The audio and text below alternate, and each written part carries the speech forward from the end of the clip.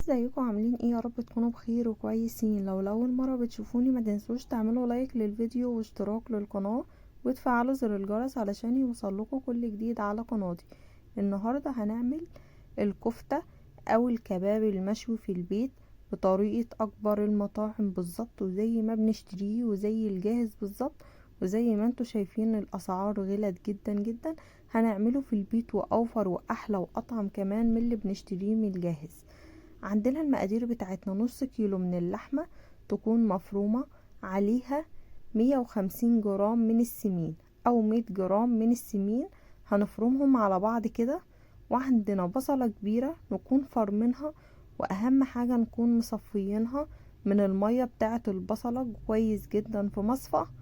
وعندنا بقى التوابل اللي هي اهم حاجة: معلقة صغيرة من الملح، معلقة صغيرة من الفلفل الاسود، معلقة صغيرة من الكزبرة الجافة، ومعلقة كبيرة من خلطة كنور اللي هي خلطة الكفتة. هنقلب ده كله مع بعض كويس جدا زي ما انتوا شايفين. وعندنا معلقة صغيرة من البيكنج باودر علشان ما تكونش مكتومة معايا وتبقى هشة وحلوة وطرية كده زي ما بنشتريها بالظبط. هنقلب فيها كده لمدة 10 دقايق علشان اللحمة بتاعتي تتشرب كل التوابل بتاعتي كده. هدخلها التلاجة مش اقل من 4 ساعات، انا بيتها ليلة كاملة في التلاجة.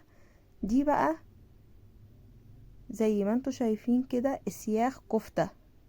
السيخ ب5 جنيه والشواية ب60 جنيه.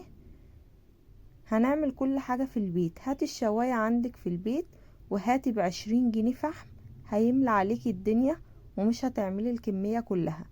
هنعمل كل حاجة اوفر واحلى في البيت مليون مرة من اللي بنشتريها، وزي ما بتتقدم لنا في المطاعم بالظبط. بناخد قطعة من اللحمة كده وببدأ بين ايديا كده اقفلها كويس وادخلها في السيخ، وباخد من مية البصل واصبع بيها كده زي ما انتوا شايفين، زي ما بتشوفوها في اكبر المطاعم المشهورة بالظبط. حطيتها كده على السياخ، وده فحم انا بولعه كده على شبكة على عين البوتاجاز. اول ما بيحمر معايا كده ويولع ببدأ بقى احطه في الشواية دي. الشواية دي سعرها كام؟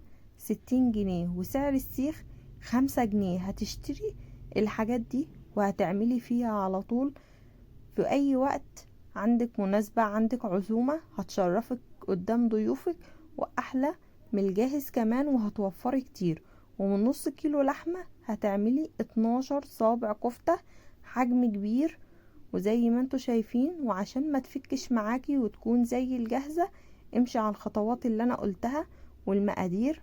وزي ما انتوا شايفين مش بحط بصل كتير ومش بحط خضرة ولا اي توابل غير اللي انا قلت عليها، بس بهوي عليها كده زي ما انتوا شايفين كل 5 دقايق بس، تهوية بسيطة. انا مهوتش الا مرة واحدة بس، وطبعا الفحم بتاعي كان مشتعل. وكل 5 دقايق بقلبها على الجنب التاني. شايفين ما شاء الله شكل الكفتة اكنها بالظبط زي الجاهزة بالظبط. وده سر من اسرار المطاعم، وده الكباب المشوي اللي بنجيبه باسعار خيالية.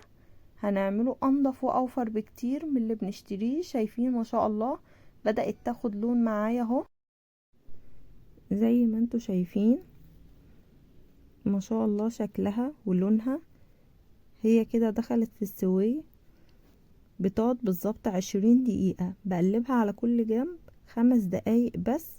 وكده بعد ما خلصت شايفين شلتها من الاسياخ وحطيتها في طبق كده زي ما انتوا شايفين. ما شاء الله زي الكباب الجاهز بالظبط، واحلى واطعم بكتير من اللي بنشتريه.